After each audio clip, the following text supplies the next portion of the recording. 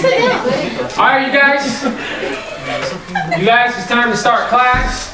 I'm glad to see that everybody, well, not everybody, we gained some, we lost some, we're gonna lose others, we're gonna gain others. But, so, all the time. All the time. Yes, he is. So here's the thing, guys. Remember why we're having this class. I always try to start off like this, trying to put it in perspective. So, for those of you guys who don't know, we are part of a bigger group known as I'm sorry, what was it again? So, like, we're part of a church group, and our idea, so we have like English service that we're getting ready for, and part of this class is in preparation for this big service that we're having. It's open to everybody. Everybody's allowed to come and learn. You don't have to be part of anything to join. I'm giving the background. So the idea is, unlike other classes where we come and learn and go home, this class is designed in a way to transform our life at the end of it. So hopefully, if we're taking it, really challenging ourselves with this class, there's a direct kind of goal that we should be achieving at the end of this class. So it's not just coming here and learning and going home. There's even reflections at the end of your notes. And the idea is, what we learn about here in this class, you go home and you really think about it and you kind of contemplate on it. And then, you're able to, you can see your life transforming because of this class. Because of this class. And that's kind of the point. The point is not just to come here for an hour, take notes, and go home, right? In fact, we don't even have fill in the blanks like we used to do back in the day, because this is not a class, right? This is kind of like a process of us changing in a specific way.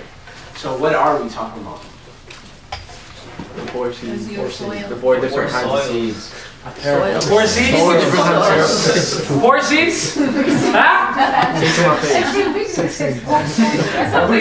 Four soil? Four type of soil, right? Four types. Don't do whoever corrected me. So there are four types of soil. Is it? No, it's singular. It's not an English class. So, yeah, right? Yeah, it's not, whatever. You can't quantify soil. So, so the idea is, tell me, first of all, where did we find the story? In the Bible, where are we? Matthew chapter 13. Matthew chapter 13. What is in Matthew chapter 13? Parable. Who's telling the parable? Jesus. What's the parable about? Somebody raise your hand now. Other than these on somebody other than these on every week he's I know. Was that a hand in the back? Me? Okay, why not? Oh, I did last week, so I'm not recording that. Alright. Right here. Let's just pick somebody random. Okay, randomly. Just. I wonder how you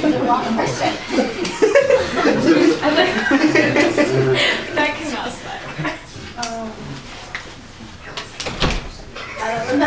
Just say anything. I don't know if you know. There's a farmer. He's trying to plant something, and there's four different soil. Yeah, right. One seed. I mean, it's one seed, but they fall in four different places. One is good soil. The other one is there is a soil that has thorns, and the other one is a rock. And there's another one. Very good.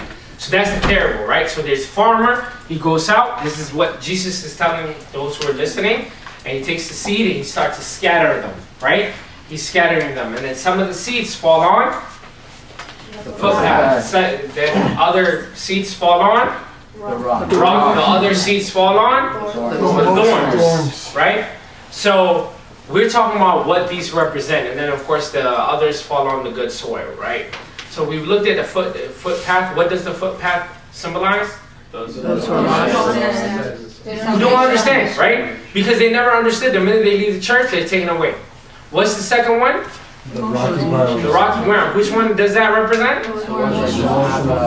that don't have like a foundation. Good foundation, right? No good foundation. So what happens when you don't have a good foundation? When the trials sun come. comes up, the sun, the When the sun comes up, you wither and then you die, right? That's it.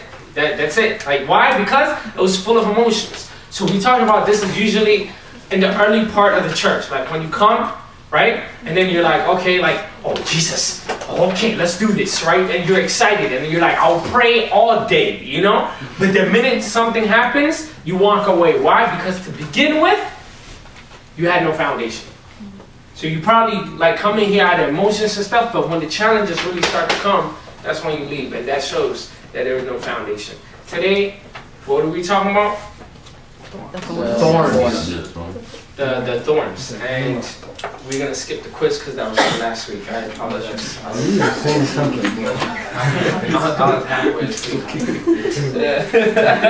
That is exactly what happened, and then I didn't get a chance to check it because someone told me that they were gonna print the paper. Yes, sir. You got it. Just to clarify, the seed represents the message, right? Salvation. What does seed represent? Salvation. Salvation. That's a good point. I'm glad you brought that up. So the seed, right? So everything, like there's a meaning behind it. We're not here to talk about farming. The only person interested in that would be.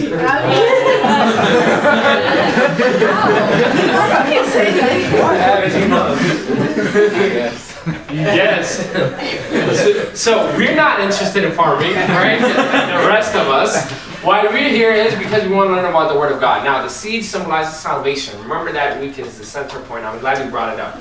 That is why we're here. Salvation, the cross. Christ died for us. That is the message. That is the seed.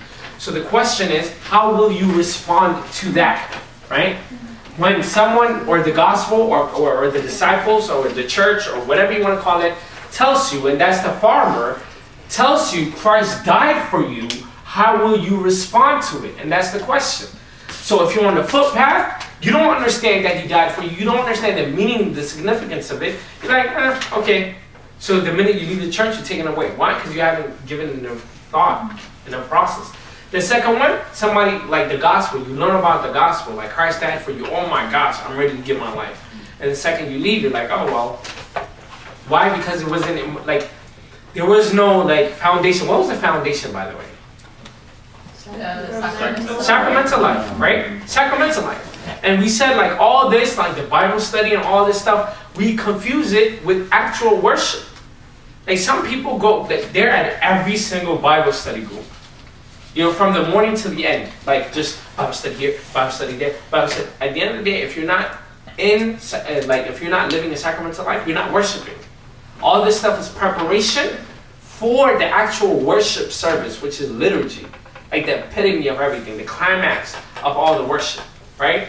It's to get you to that point. And if you're already in a sacramental life, it's to make sure that you continue to live a sacramental life. That's why Bible studies are important. Just in case you forget, just in case you need to be reminded, the whole point is to get you to keep going. Why? Because it's hard. That's the point of the Bible study. But the actual worship is that liturgy, that Sunday morning, when I am in communion with Christ, when I actually travel back in time to Golgotha, and I look at Christ and I partake in that communion, and I break bread with Christ himself. That is the point of liturgy. I am there with the disciples at that moment. That is what liturgy is doing to me, for me, right? So, if we don't understand this, or if we take this message and we're so like, wow, that's amazing, but yet we don't follow up with sacramental life and we don't have that root, then it's going to be taken away. This week we're talking about not the rocky ground, I apologize, but the thorns. The thorns. I like this one. Why? Because unlike last week, and even like the first week, the thorns is something we all can relate with. Like the second one, it's easy, like for me, it's easy to be like, that was like 5 years ago, and move on. Even though it might apply to me. But I know this, if we're all honest, we have thorns. All of us have it.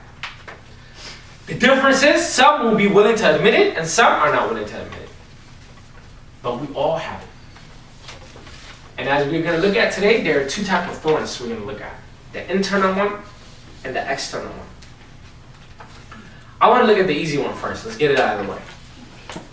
Like let's take care of it, and then let's look at this more serious one. I'm not going to spend too much time today.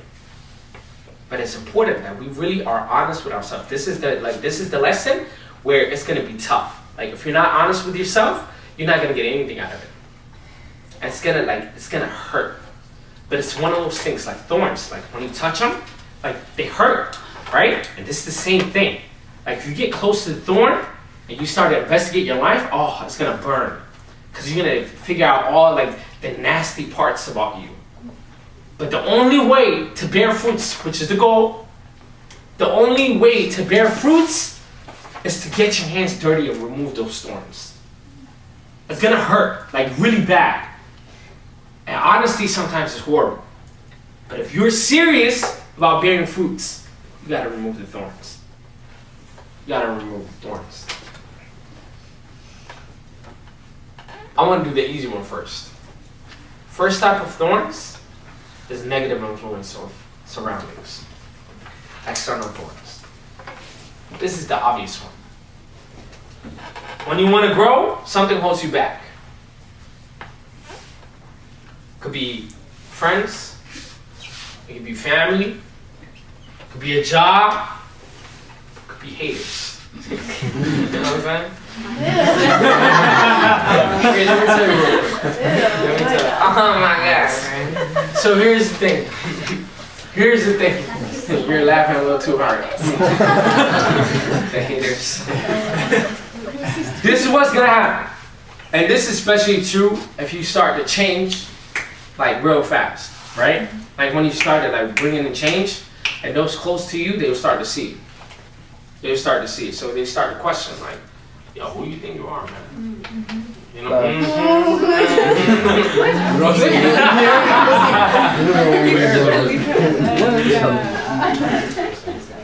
So it'll come, and it's usually gonna come in a form of those who love you. What sucks about like the easy one is like friends, right? This is like what we talk about high school, like with high schoolers. Like they want to go to church, and the kids are like, no, like you're too Christian, like, because like when, for example, if you want to, if like people are hitting a J, right? At high school, it's uncool to be like, oh, I'm sorry, weed. I'm sorry, you didn't know what a J was. You're finding a farming. That's the only thing.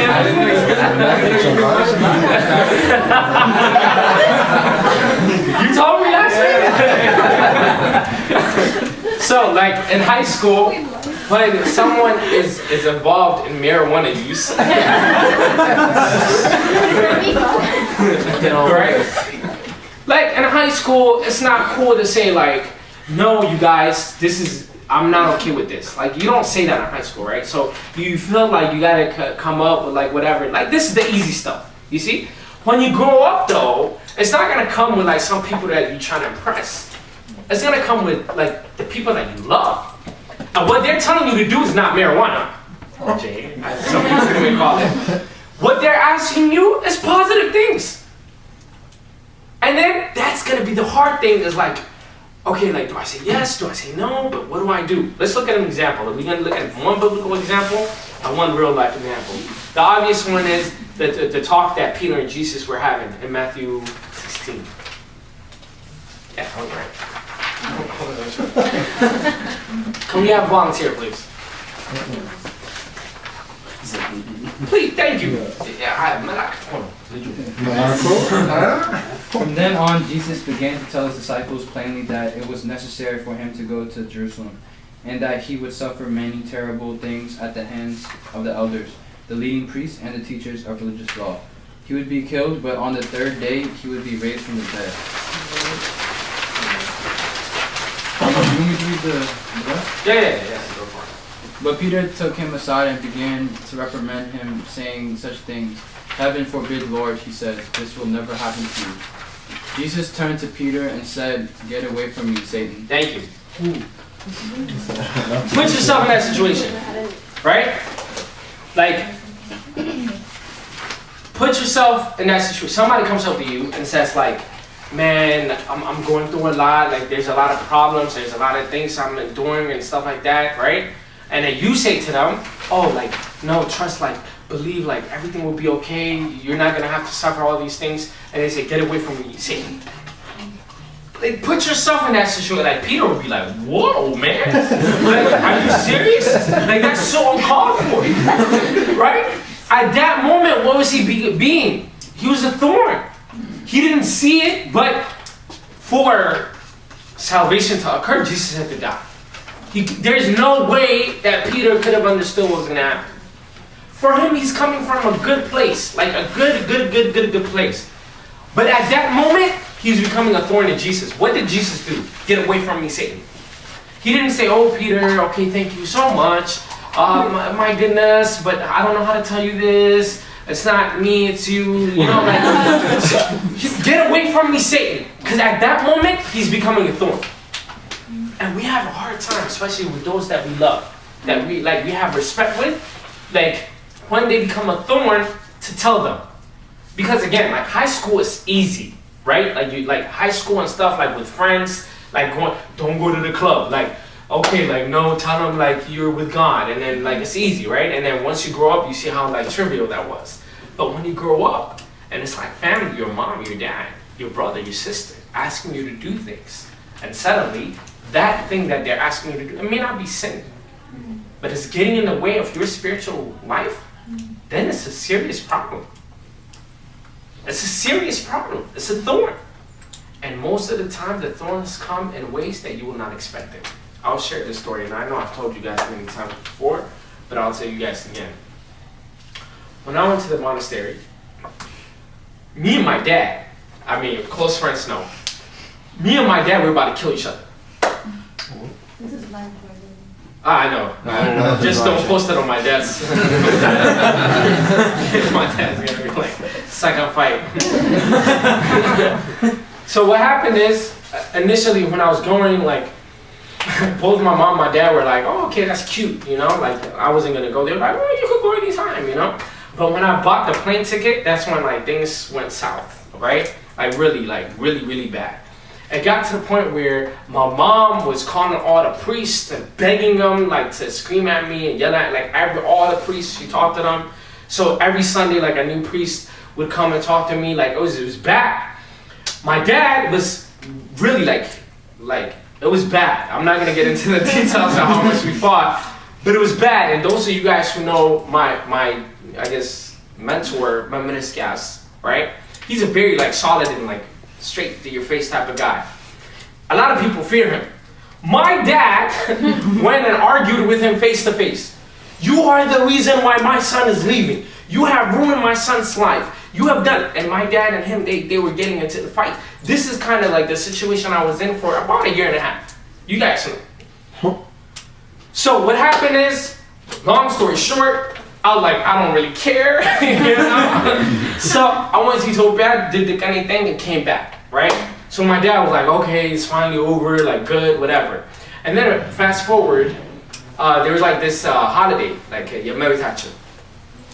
So I go, and then it happened to be like, they gave me the turn to do kane. I don't know why, like they thought I was kane. So kane is what I learned. Kane is like a poetry, something you present in front of the church, okay? So I went, it was one of those holidays where there's so many people there, whatever, it was like booked, right? After I came back, and then I started presenting the kane in front of all these people. So it was like, for me, like, okay, I went there, I learned, and I did kane, that was it. That was like the end of the story. So my dad walked up to my Meniscas, thinking he was cute. And he was like, እግዚአብሔር ይመስገን ወይ ልጃችን እኮ ገዳም ሄዶ ተምሮልን መጣ። We did this, like those of you who know my dad, he's very like expressive, you know? And he's like, when exactly must get into the and he's like, you can't be happy. Remember this guy was like, you have no right to be happy. Because you are gonna discourage that. Right?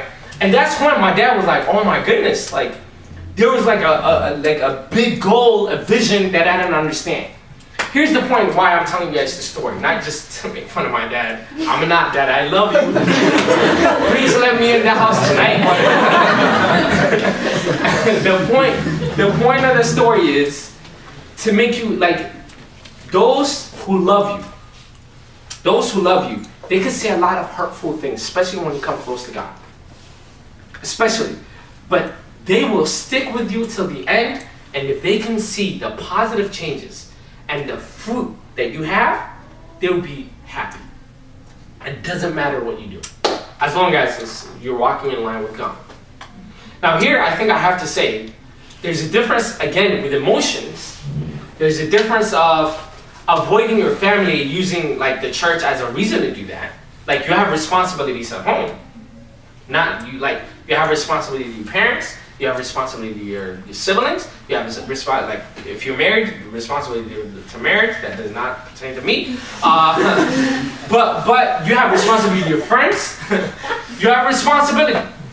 Absolutely. I'm not saying neglect your responsibilities at home, right? I'm not saying like don't ever talk to your parents claiming that you're praying. No, that God does not accept stuff like that. But there are strict things, very, very obvious things that when you're trying to do, sometimes your parents may not understand. Those of you guys, Friday evenings, like those of you guys who remember, when we started Friday evening Bible study, the whole parents went crazy.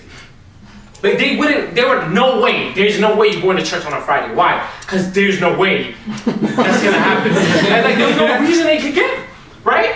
And the parents were so upset, like, what are they doing going to church on a Friday? And then it was like, it was a huge thing. I got in trouble so many times. And now, the parents are so grateful. Oh, this Friday thing was the best thing. I was there representing it from the beginning. Why? Because they saw the impact and the change that it made. Do you see? And I'm not just here to talk about parents. I'm here to talk about whoever. It could be a best friend. It could be whatever it is. And if I was talking to high schoolers, I would be like, don't let your friends trick you into smoking weed. But like, you're not high schoolers, right? I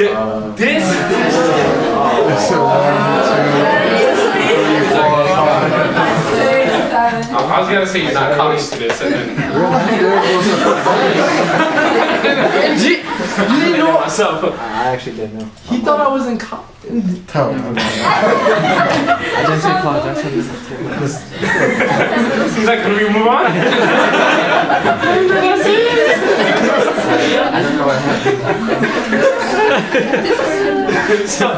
So the idea here is, again, you've got to be serious.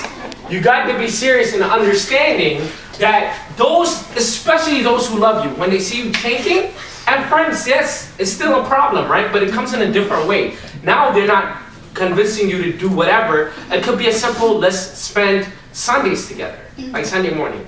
Based on that note, let's do a little exercise. Ba'amnet and Devilia. Where'd you find that name? Who's Devilia? What? Devil.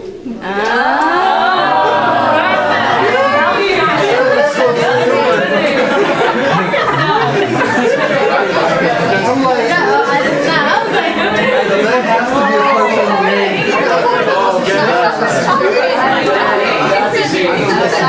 You probably need to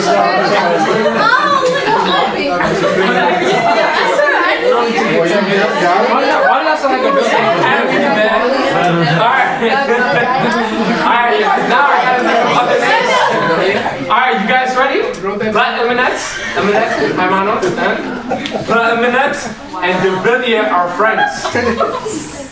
The two usually have breakfast every Sunday morning, but Ba'amnet has been trying to get reconnected with God and is thinking about going to church on Sunday mornings instead. How should he handle this scenario?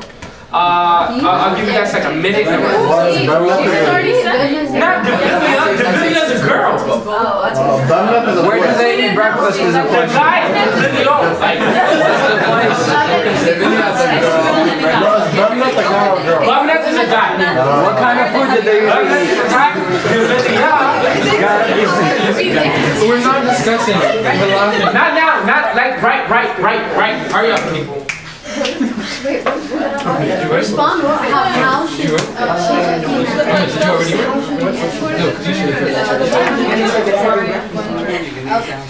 He's trying to I know, but in order to get the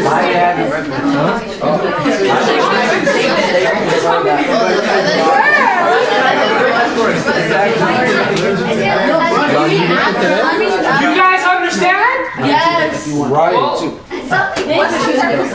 Okay, so Bumnet, the guy, and Devilia, the girl, have breakfast every Sunday morning. Yes. But recently, Bumnet Just trying to get is trying to get into Eminence. You gotta stop.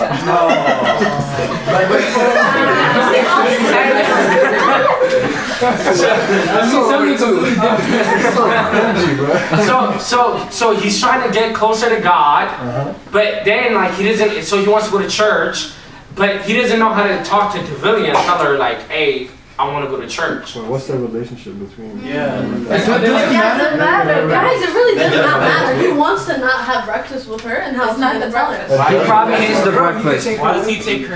I had breakfast. It's not the breakfast. Whoa! Whoa! It's amazing. She was walking away. Walking away.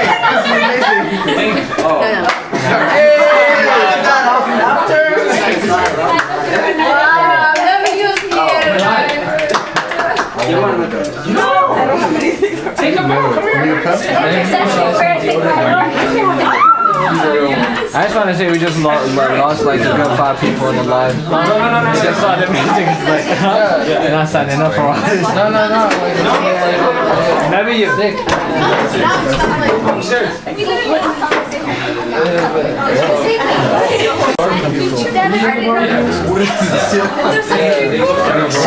it was kind of. So, this is why the Egyptian church. Those who laugh are the only ones who know Nabi.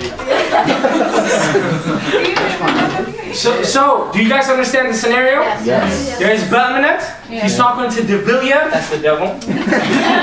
Wow. Fancy. Devilia. And then they have breakfast every Sunday morning. But suddenly, Balmanet wants to go to church. So how should he handle talking to Devilia? I wrote it. Yeah. It's not that complicated. It's really not. I don't know why you have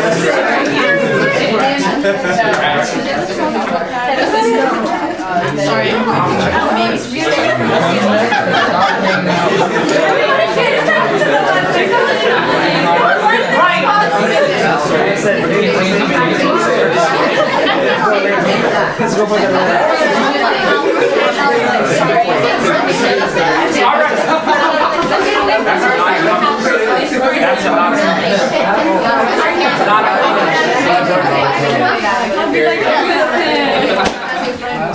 All right. Back to class. We're in the middle of class, guys.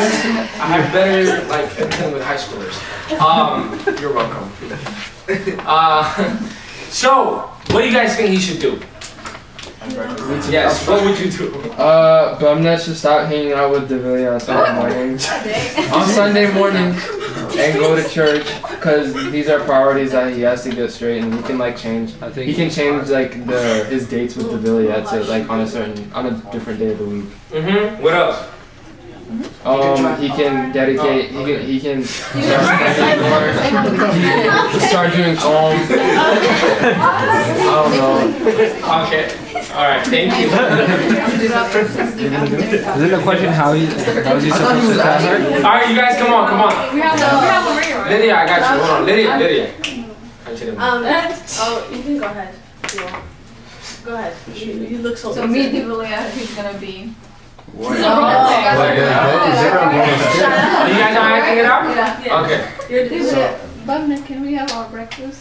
I think I'm gonna have to go to church today.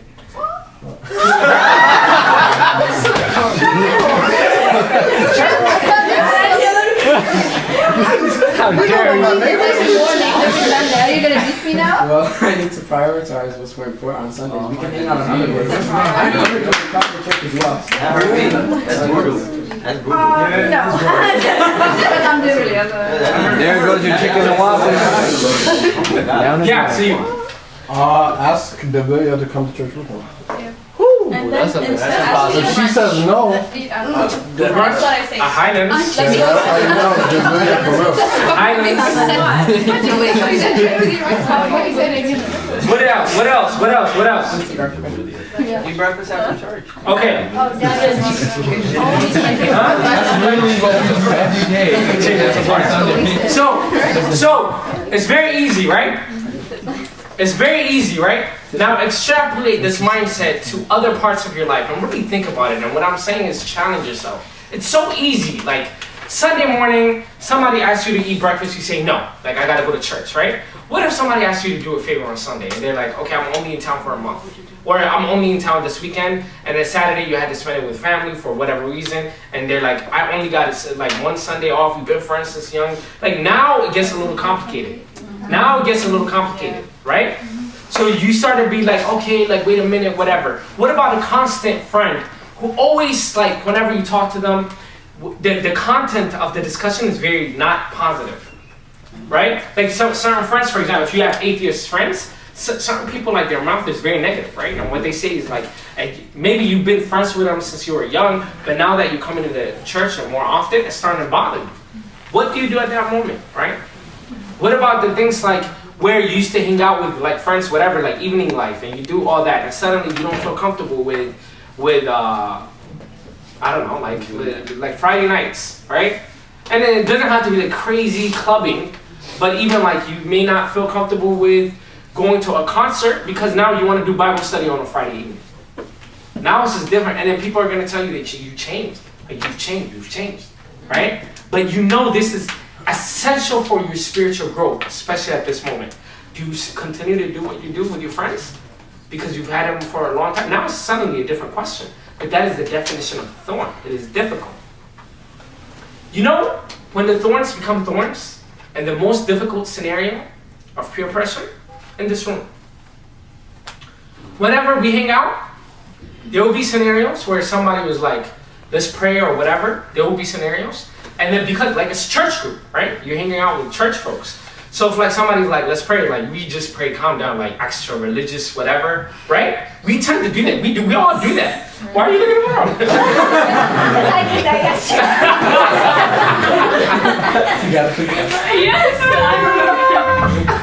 So we have a tendency, we really have a problem, right?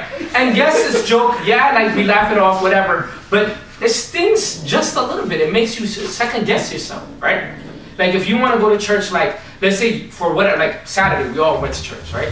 And then Sunday if somebody like went, like I'm talking about North Carolina, right? So Sunday like okay, I gotta go to church. Like okay, calm down, it's not that serious. We say that to each other. And that's fine. Like if you don't, like if you feel like you've hit your maximum spot, that's okay. Just don't be a stumbling block for somebody else, right? Even because when you come into like a church setting, you put your guard down. You put your guard down. I'm in a church setting, like so I know them, whatever. Okay.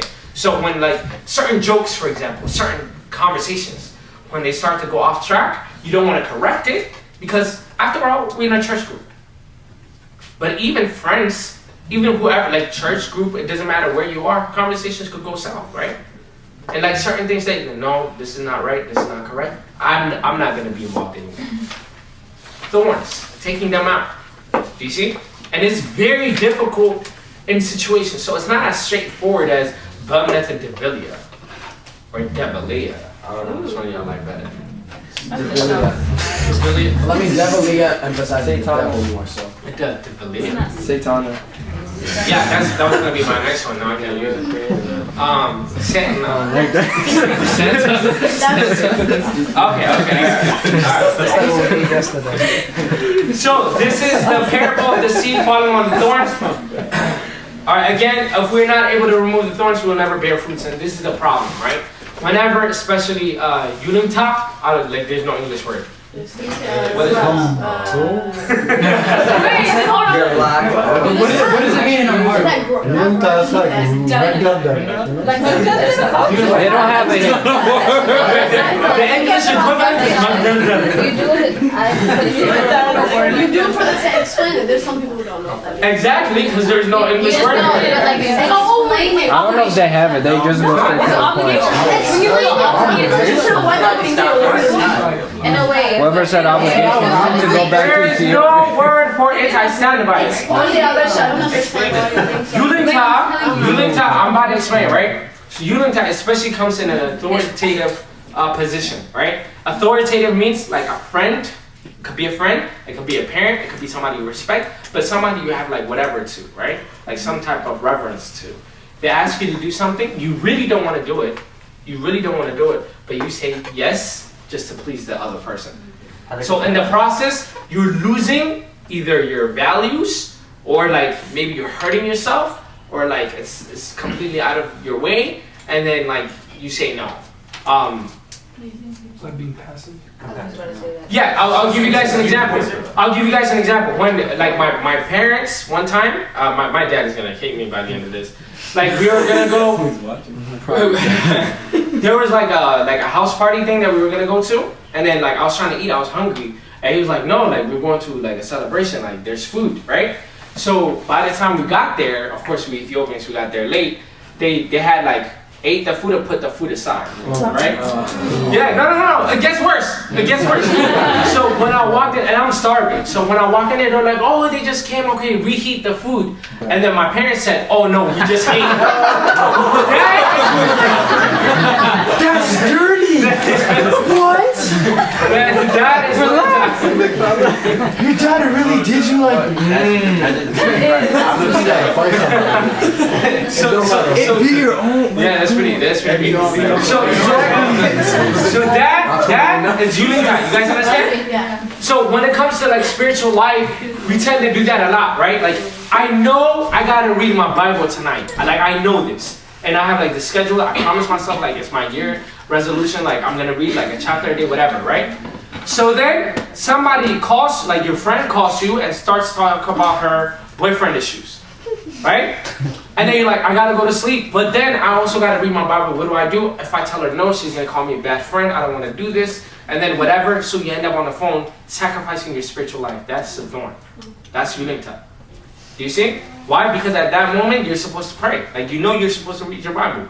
You cannot be, and here's the thing that people don't understand. You cannot be your best you if you have thorns inside of you. Even the other person, like whoever, like they can't appreciate you fully because you're always pretending to be something else. You gotta remove the thorn. It's tough, it's difficult, it's painful, but it has to be done. It has to be done. Sometimes, again, like with parents and stuff like that, removing the thorn does not mean ignoring them and not talking to them. That's not what it means. It means showing them love and all respect and whatever they deserve, but then allowing that relationship not to get into your spiritual life. So being very stern, especially about worship Sundays. Like you got to be very vocal about that. Sundays are important. There are things like where you give what you have, right? Like, let's say like, I don't know, a Monday evening conference meeting on the phone. You know what I mean? If you're busy, you can't do it. Stop calling me, man.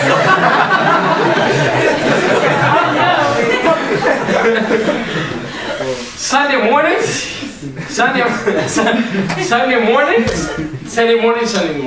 Like there's no like, you don't compromise. Like you gotta know what to compromise, right? You don't compromise Sundays for anything, for anyone, right? So that's very important. Sunday mornings. We have to make tough decisions that will make our friends and family get mad at it. Being made fun of and scolded for your faith is an indication that you're bearing fruits. Like you being made fun of, your parents getting mad at you, your friends saying you changed, is a good thing. That's an indication that you're bearing fruits. It's expected that people should call you out, right? And especially with friends, the true ones will stay.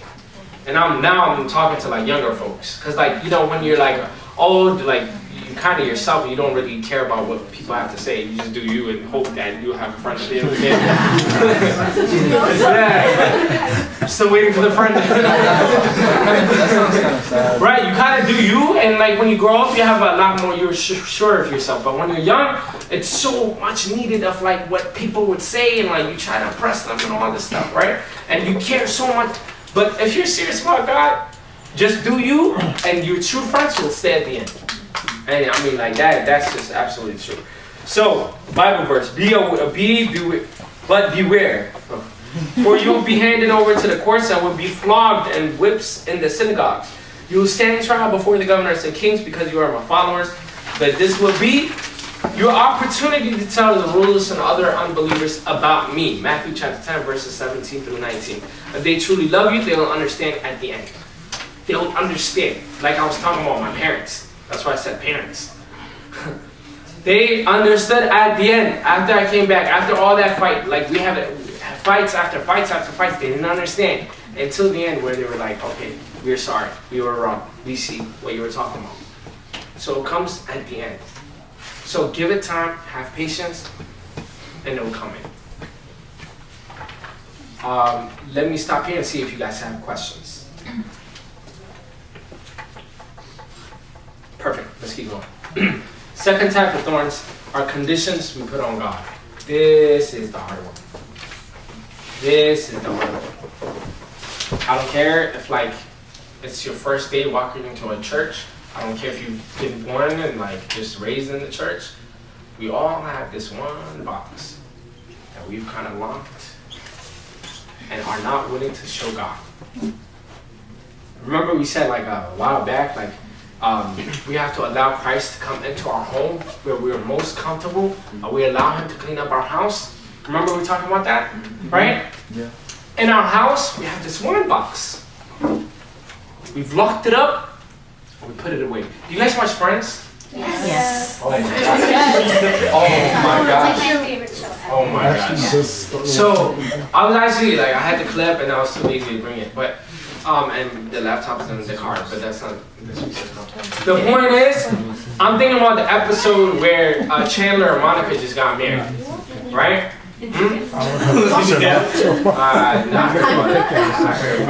I didn't watch it 3 times in a row. So I'm thinking about the episode of Chandler and Monica just being married. Chandler moves into the apartment, and then so he discovers there's a door that. There's a door. You guys know what I'm talking about? Some people, yeah. And then he's like, what's behind this door? And Monica, for those of you guys who don't know, is a neat freak. She cleans up everything. She's always like, she's so clean. And that's her thing. That's what she's known for. And Chandler is the lazy one, right? So then, like, he's like, I've never seen this door. And she's like, please don't open it.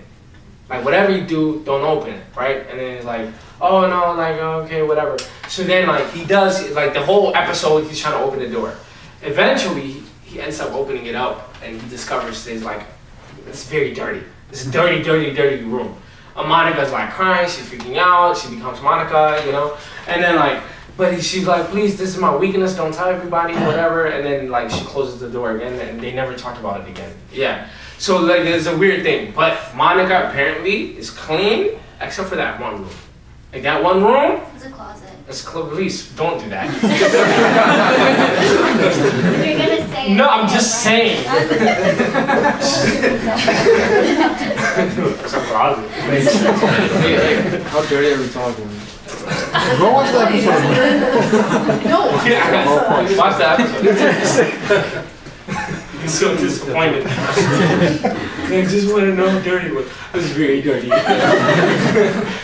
So the room was very dirty. You know what I mean? And then, so what we learn from this is we all have that closet that is very, very dirty. We don't want God to see it. We're not willing to open it up. We're not willing to change it. Let's look at Bible verse real quick of what we were talking about. I'm not going to try to read because y'all made fun of me last time. Can I get a volunteer, please? Yes, sir, in the back. We start off with like A man came to Jesus. A man came to Jesus and asked, "Teacher, what good thing must I do to have eternal life?" Jesus answered, You must not murder anyone. You must not commit adultery. You must not steal. You must not tell lies about others. You must respect your father and mother, and love your neighbor the same as you love yourself." The man said, "I have obeyed all these commands. What else do I need?" Jesus answered, "If you want to be perfect, then go and sell all that you own. Give the money to the poor, and you will have riches in heaven. Then come and follow me." But when the young man heard Jesus tell him to give away his money, he was sad. He didn't want to do this because he was very rich, so he left.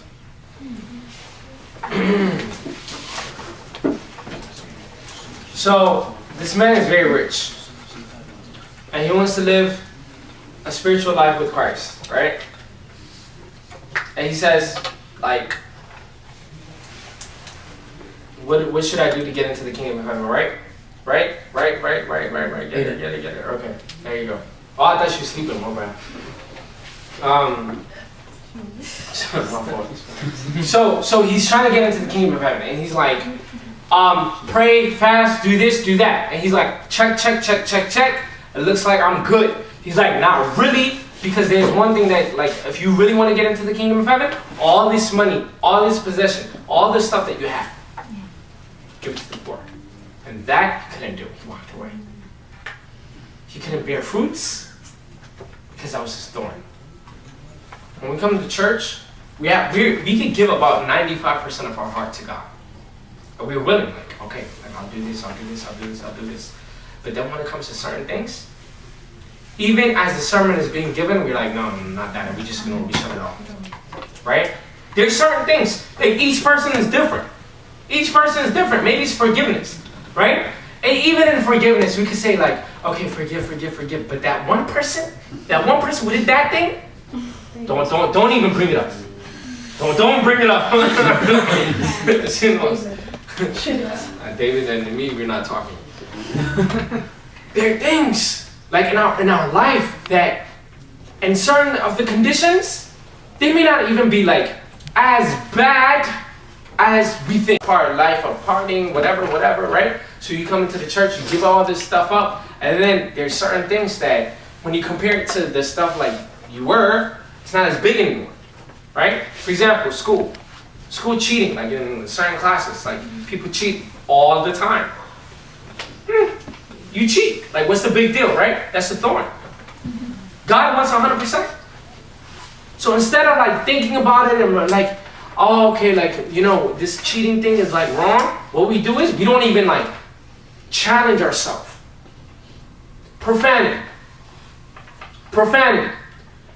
It's one of those things, like when you compare it to like fornication, like profanity, like you hear it in the movies, whatever, so you throw a few, you know, like B words here and S words here and call it a day, right? It's not the action. Like we all have sin, like everybody has sin in here. The problem is our attitude about the sin. If the attitude is, I'm not even gonna challenge myself. Like, yeah, I do it. Like, and then if like you're being corrected or whatever, like, come on, man, like it's not a big deal. That attitude is a thorn. It's a thorn. Like the workplace. If you have to clock in a few hours early and clock in like whatever, like you switch it up a little bit. Why? Because like, it's not a big deal. But that's lying. Here's the thing. My life is run out. Here's the thing. What's the standard to going into the kingdom of heaven? Perfection. Anything fall, like short of that, you fall. That's it. The purpose and the goal of this is not to be perfect. Yeah, I mean, that's the goal. But we can never be perfect. The goal is to challenge yourself. There are certain things that we do in our life that we're not even willing to like even look at, right?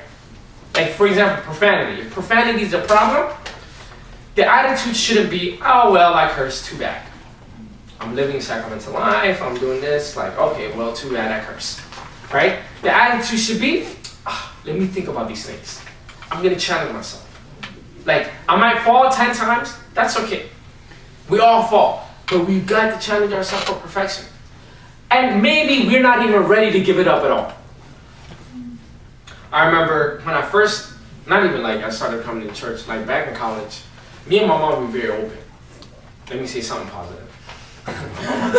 Something. So like I used to hit her up. I'm about to go to the club. Like I'll call you back. Like whatever. That's how me and my mom were talking. Like it was straight up. Like we got alcohol here. Like it was very open. My mom, for those of you guys who don't know, is very spiritual. Like she is an undercover priest. Like she's serious. She is the business. So when I used to talk to her, like she would never scream. Like for her, like the life that she lived and clubbing, whatever, like forget about it. Like they're not even close, right? So when her son is telling her, like I was partying, this is what she said to me. She said, before you go to the party, pray that you're gonna hate party.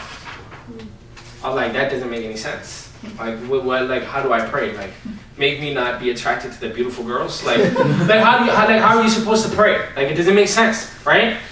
So when you're praying, like, but I did it just for my mom. And I remember, like, God made me hate partying, let's go have fun, right? Like, it was like the most ridiculous thing. I wasn't ready to give it up. If you told me then that to live a spiritual life, you had to stop clubbing, I would say, I don't want to live a spiritual life.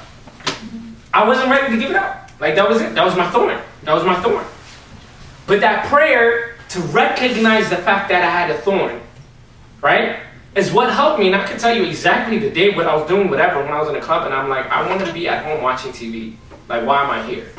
Right? It wasn't like, I have to stop this. It was like I want to go home and I want to watch TV. I can tell you exactly the day. Right? So that's the thing, is like, when you recognize that you have thorns, you don't even have to give it up right away, especially if it's internal. Keep it. Like, it's a weakness, but recognize it. Recognize it. And have a plan of how you're going to remove it. Right? Yeah. So are you essentially saying that, like, recognizing it is the first step? And Absolutely. Like, God takes care of the rest? Or, like, what if you keep falling? And do you get to a point where, what do you do? Like, if you fall like 20 million times? That's okay. What? That's okay. Like, you can still have fruits if you're attempting to remove it. Right? The problem is not recognizing it and being okay with, like having it there. That's the problem. That's the beautiful thing about the seed salvation story. God just wants us to try. Like let me see, like give me something to bless. Anything. It could be like a little drop, right? If you give me a little drop, I'll give you the ocean. Like, so that's the deal with Christ and how he deals with us. But we don't have a drop to give him, he can't bless anything. So if he sees us trying, like, it doesn't matter, you can fall like 20 million times, it doesn't matter. At least recognize that you have a problem and do have a plan of how you're going to remove it. Sometimes you might try your whole lifetime trying and may never be removed, but that's okay. But not recognizing it and giving up on it, that is the problem. And I'll credit this to your uncles in the Coptic church.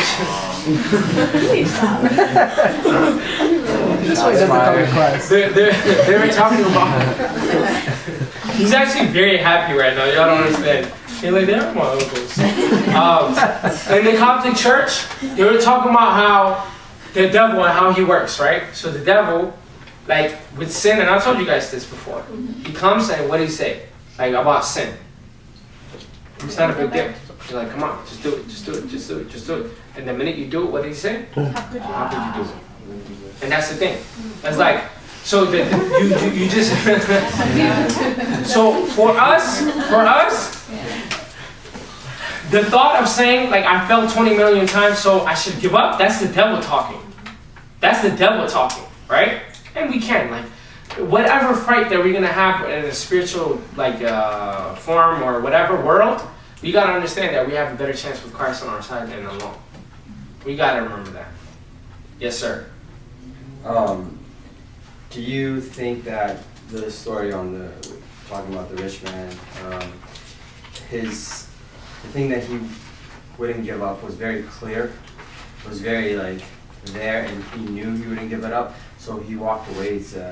It's sort of a fork road that he either goes with Christ or doesn't, versus like today where like all sin is watered down and things are just normalized, so that mentality of it's not a big deal is usually for the things we actually can't give up.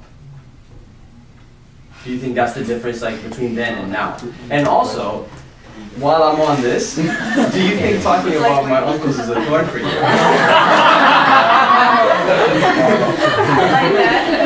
I like that. Can you like simplify the question? What I'm saying is, it was easier then to recognize sin than it is now. Do you think that's the fact? That's the challenge that we face in this day and age? Where Yes and no, because the problem is, so we don't have any indication from the Bible, but did this guy really know that he had a thorn until Jesus asked him? I don't think so, because he's going there saying, like, let me go into the kingdom of heaven. Clearly, if he knew, like, that was the thing that was preventing him, he wouldn't have asked the question. You see? So for us, it's not until we go to Christ and say, like, let me go to the kingdom of heaven, and we're told what we need to remove, that we start to be like, oh, okay, whatever. That's the thing. Some of us don't even know that we have thorns, because we don't recognize them. We don't, like, look for them. We've got to look for the thorns. We got to search. Everybody has them, right? Everybody has them. Like, you're willing to go at this distance, but not a mile longer. Like, there's the thing that you're not willing to give up. That is what's preventing you from having your fruit. That is the problem.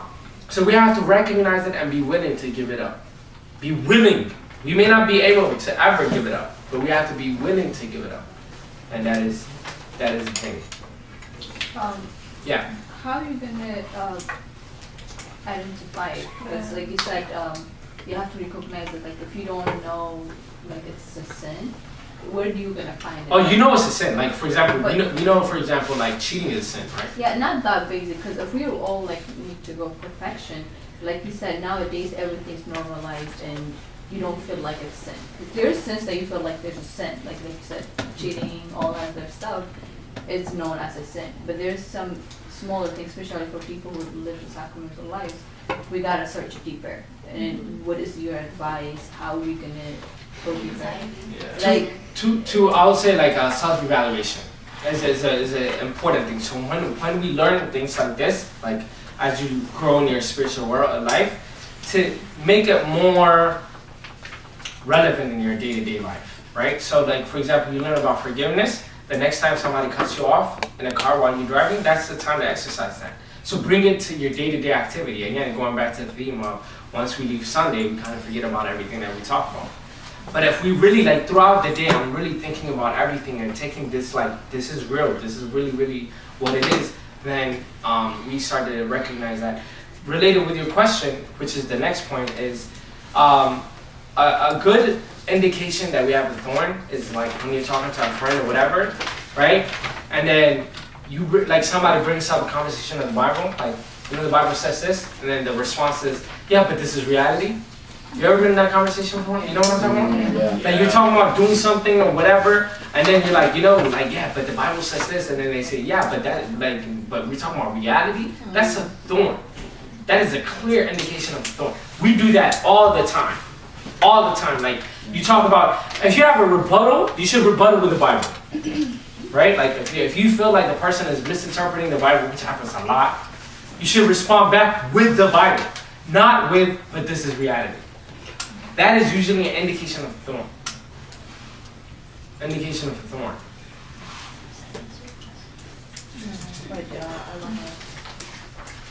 Yeah. I think I still have a question. Like, what she's saying is like, and it connects to what he said. How do you exactly identify those sins? So, connected to something, yeah. So yesterday, I was reading Hosea. It's a short, there's a bunch of sin listed there, and I'm like, oh, is this sin? Is this sin? Like, there's so many. So I think, I don't know. I wanted to know if there is more, but like for me, what helped me yesterday was like reading those book is identified like all the sins that to see yourself and to examine. So if there's any more, you can give example. Read the book of Hosea. Oh. No, actually what you just said really clarified things for me with the rich man. Did he think that it was a thorn initially? He actually had to go to Christ. Mm-hmm. So if that's the case, then we're no different than him. I know it's like 2,000 years ago and sin is now like normalized or whatever. It doesn't matter. it's 2,000 years ago, it was normalized that being rich and everything was fine until you went to him. That wasn't brought out. So using the same formula, I think, like Go to Christ. go to Christ. So where's Christ to the Bible, to the sermon, to the just praying? Bible is in the, Christ is in the Bible. Christ is in prayer. Christ is the church. Okay, I just want you to identify that. The way he reveals it to you Bible. might be different. Prayer. I understand, but like for the people needs to be. It's like, not, I get what you're saying. Like, Yeah. it's The whole not like package. as clear. Yeah, it's not like when you say just to go to Christ, some people Like, needs a break. yeah. You know? Like more like practical Yeah. terms. Like she said, the book of Hosea. Like for me, things that I didn't even know were sins were identified like through confession, like talking to my confession father. So sometimes like I didn't know anxiety was a sin. What? Yeah. Oh, you did? I didn't know. I'm sorry. Like, so like, and I found that like through talking to like my confession father. So sometimes you may not know what Go back. Okay, so are you guys listening to this? So the things, so what we've been talking about, are you guys with me? Yeah. So what we're talking about is, what are certain ways of identifying sin? Okay? So the best thing is, like what the answers being given is, go to Christ. What does that mean? By going to Christ. Really challenge yourself until you, first of all, when you're living a sacramental life, you understand that you have a mentor, and that's the reason why you have a mentor, is to talk to them and tell you about your life. So they can identify like what's going on in your spiritual life. Second thing, things like life groups, right? Where are those people? The point is, when other people are talking, you could start to get like listen to their story and then try to identify your weakness within their story. And that's the whole point of like ideas like that. The Bible also, when you're reading the Bible, the problem is most of the time when we read the Bible, we read it to attack like people, right? So we read it for like, no really. Like we read the Bible, like love, yeah, he should love. Right? That's how we read the Bible, right? We don't read it to like, oh, okay, like I need to forgive. You know what I mean? Like we don't, yeah, the really is. So we have to read, when you're reading the Bible, try to like figure out like Judas, right? That's our story. It's so easy to like blame, like how could he sell Christ for 30 pieces of coin, whatever, right? What like when you're reading the story of Judas, ask yourself, would you have done that? And the answer is, I've already done that, right? Like when you identify with Judas, like how many times have we betrayed Jesus for sin, for the devil, for the world? And each time that we're like with people, for example, who are discredited, like talking like negatively about Christ or whatever, right? How many times do we stand up and say, this is my religion, and we actually stand up, or like Judas, we laugh and smile and let it go? It was with the kiss that he betrayed him, right? And we kiss the jokes that are happening, like we're compliant with it. Do you see what I'm saying? Are you crying? Yeah, we're being compliant. So each story that you find in the Bible, it's not to tell you how evil were these people. The point of the story within the Bible, when you're reading the Bible, is the fact that your life is actually in their story, and identify yourself with them, and then really work on that. And what is your weakness? And people are like, they don't like to hear weaknesses. They do not. Oh my gosh. And you know what's worse than somebody else telling you your weakness? You finding it out for yourself. That is heavy. That is heavy. So that's the thing. You got to challenge yourself to really get better. Let's keep going. Again, it's not about the action. It's not about the action. It's the attitude. 1 Corinthians chapter 10, verse 31. Whatever you do, do it all for the glory of God. God, let me tell you, God doesn't care what you do. It's why you do it that He cares about. Do you think God cares the fact that you're just physically in church every Sunday? Do you think that's why? No. He cares if you're there to worship Him. There are many people who come to church and do a lot of crazy things, right? It's not just enough to come to church. You've got to come for the right reasons. Do you think it's enough to come and just open your mouth and say prayer words? No. You've got to really pray from your heart. He cares about what you do. Even when you fall, Even when you fall, he cares why you fell. Is your attitude, I fell, so what? Or is it, I'm so weak, God help me get back up? Right? So it's that attitude that's going to get us fruits, to bear fruits. Let me go through this real fast. If thorns are external, so solutions. Here are the solutions. If the thorns are external, list the thorns in your life. Be honest. Be honest. Be honest. Be honest. Number one, be honest with like your surroundings. Your friends, family, friends, whatever. Right? With love, explain your relationship with Christ to your thorn. So if the problem is your cousin, who is like really trying to like y'all lived the life, you know, back in the day, right? And then they still trying to live the life, just go talk to them. Like, hey, like I have like, you know, I'm living a different life. I can't do this. I can't do that. I remember I had to have like serious conversations with my friends. Like when, you know. So I had like, it was a serious thing. So especially when they want to meet up, let's meet up at church. It didn't matter, right? And then like, they would come if they were my true friends because they knew what it is. Or if we went out like somewhere to hang out, let's meet up at Starbucks, like every other shop, like we would meet up with our parents. You know what I mean? So like, it was the attitude. It was the attitude of saying, hey, you know what? I've really changed, and this is what I could do. This is what I can't do. Can you deal with it?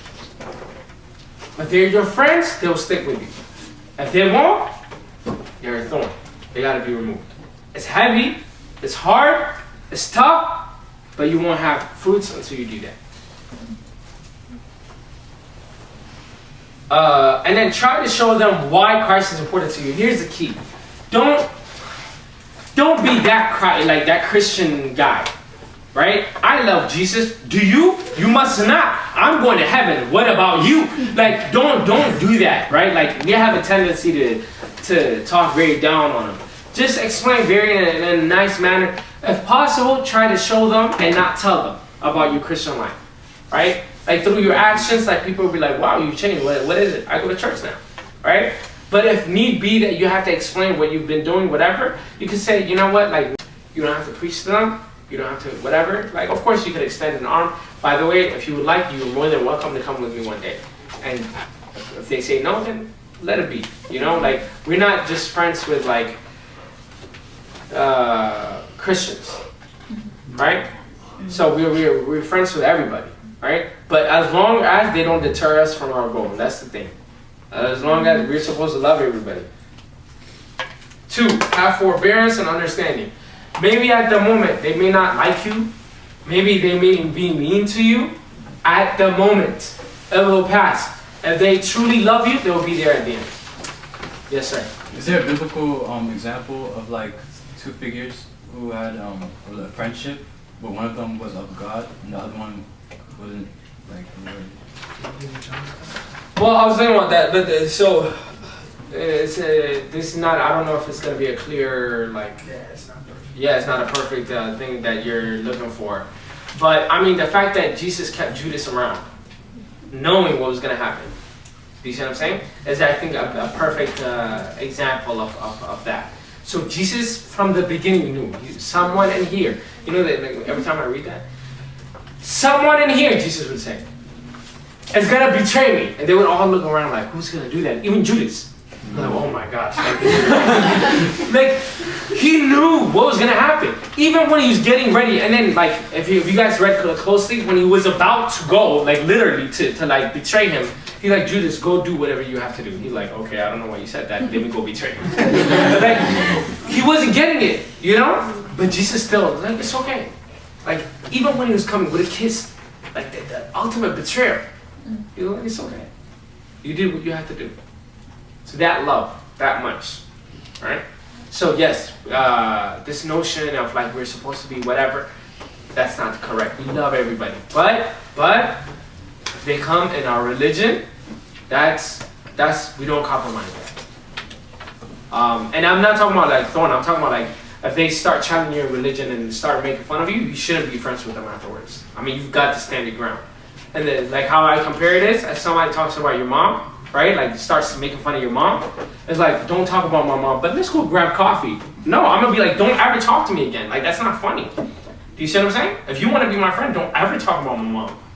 So that's a different thing. If like somebody's like making fun of your religion or whatever, like that's a different talk. But if we're talking about somebody who like may not understand it or whatever, and they're asking you to do things without mentioning anything about your religion, and most of the time at this level, what I'm talking about are people who respect religion. They might be like churchgoers themselves, but they're asking you to do something that might deter you from your spiritual growth. So that's a little bit different. Hold until the end. You can't just come the first thing and start talking. Especially if you have made a huge change in your life suddenly, those around you will not understand, but those who truly love you will be with you at the end of the transformation. Don't be frustrated if like people are coming up to you saying, why have you changed? What's like new about you? Don't be frustrated. Understand where they're coming. They're coming from a place of love. They miss you. They want to be with you. That's not a bad thing. Be happy that people care about you. Heck, half of the people like around me won't even recognize if I disappear for a year. You know what I mean? Like, so be happy that like, yeah, like, you know what I mean? Yeah, it's pretty sad. But like, so like people care about you enough to see all this stuff. If thorns are internal, recognize the thorn. Again, take the time to recognize it through the plethora of examples that we've given. Admit to yourself, God, and your confession, Father, that you have a thorn within you. Admit. We have a hard time doing that. Weakness, especially if 3 people tell you you have a weakness, you probably have a weakness. For example, people tell me I'm stubborn. Like, I'm not. But like, no, I'm not stubborn. 3, 1, 2, 3. While we're on it. So like, but that's not true, okay? But like, if 2, 3 of your close friends, like if you hear certain things, like over and over again, the problem is not like everybody else. Like that, like it just can't be true. Like one person can diagnose you, right? But if everybody's telling you, like, if everybody's telling you sleep a lot, like everybody, then you got a sleeping problem. You know what I mean? That's what it probably means. So recognize it, admit it. Shake it off. Or shake it off. Ask God to help you remove the thorn. Do not ignore it. Seek help. Seek help. Help.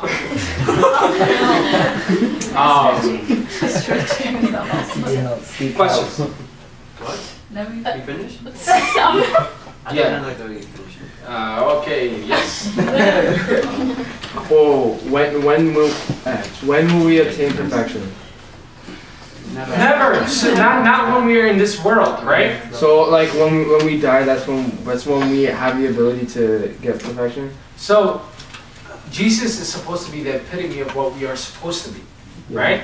And our goal is to thrive to be like Him as much as we can, right? Even though that we can't because of like our like corrupted nature, but we are supposed to kind of aim towards that, and we have a goal of where we want to go. Yeah. When you were talking about earlier, when people bash your religion, you know how things are not clear cut sometimes, where people might. How do you deal with people that might bash your religion, but not really based on misconceptions?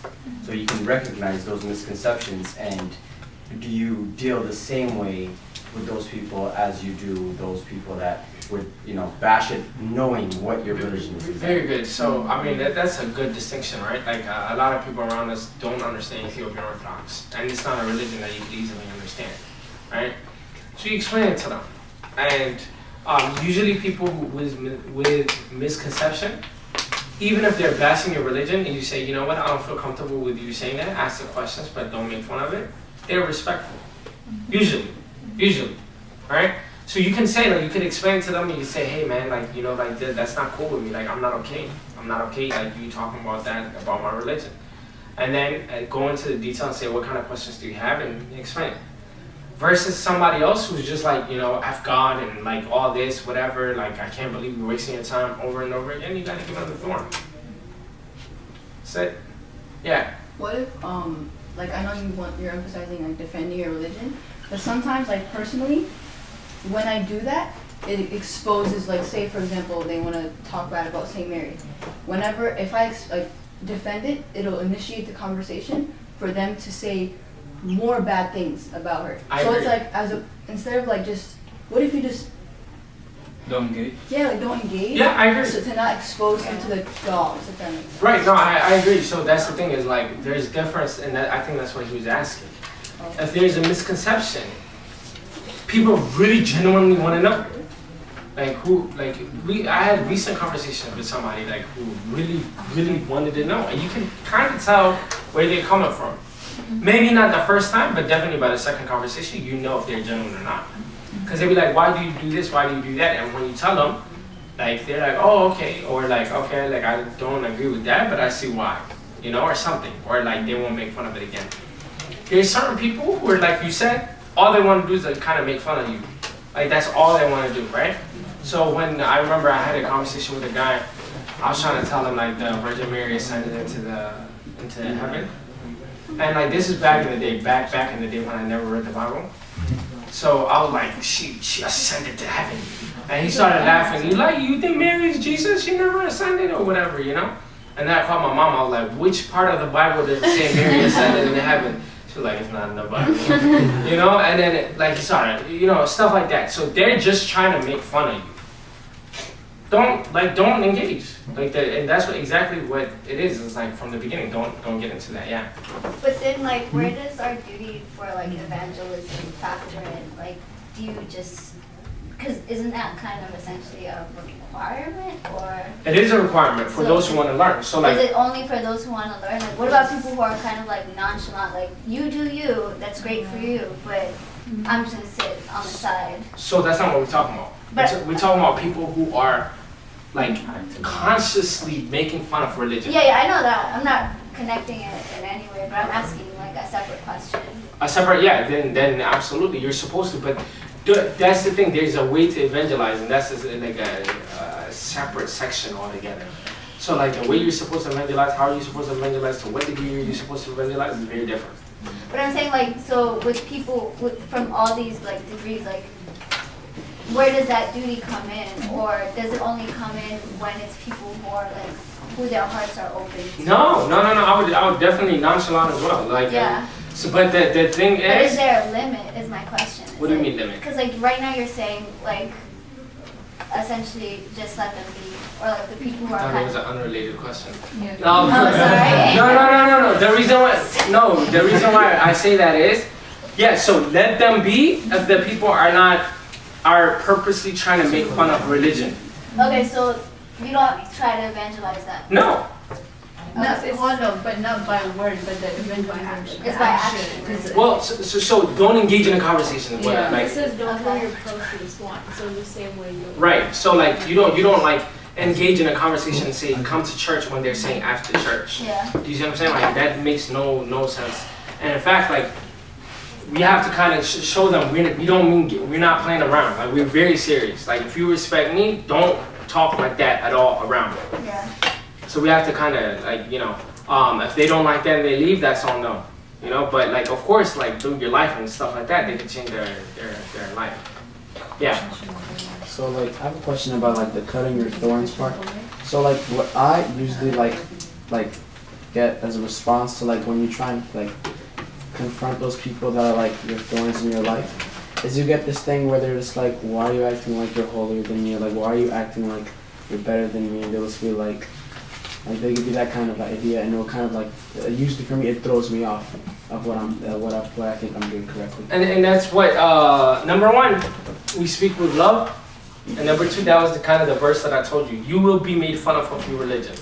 Like that will happen. You will experience it. But that's an indication that you're bearing fruits. Now, when I'm saying this, that's what I'm saying. Don't be in their face about it. Like, don't be rude about it. Some people are like very like they paint Christianity in a very ugly light, you know? Don't do that. But if you're just being honest and saying, hey man, like, you know what the problem is for a lot of people? It's not that like, it's not that you're saying you have to go to church. That's when you become judgmental that they have a problem with it. You see what I'm saying? So if you go to somebody and say, hey man, like, I get this, for me, I don't feel comfortable doing that. And they say, why? Because of my faith, right? They have a problem with it, then that's not your problem. You're not being judgmental. Like, I can't do this. So but usually what we end up just saying is, how could you do this? That's usually how we talk, and that's the reason why people are like, whoa, whoa, whoa, whoa, you think you're holier than me. And pray. Yeah. How are you gonna correct somebody out of Good question. you just be quiet then? Because then you don't want to be judgmental, but at the same time you want to help someone. So number one, as far as sin, know your place, and I think that's very important. Like know your place. Like what role do you play in their life, right? Your job. Can you imagine if we believe we have an angel protecting us the whole time, right? Yes. Can you imagine if the angel was it like a human being next to us? That's a sin. That's a sin. That's a sin. Stop it. That's a sin. Stop it. Like, can you imagine what kind of life we would have? Like, we would hate it, right? But God organized it in a way, like where, it's an angel protecting us. We have confession, Father. We go and we pray, whatever, right? Don't be that jerk who's saying that's a sin. That's a sin. Like, that's not your position in life. Right? There's certain things which are very dangerous, whatever, of course you could talk to them, and then who you talking to. Right? If you have a relationship with your friend where like clearly they're going out of whatever, right? You mention it once and if they don't respond, then maybe twice, but like don't get in their face, don't be that person like who are you? Like God sees what they're doing.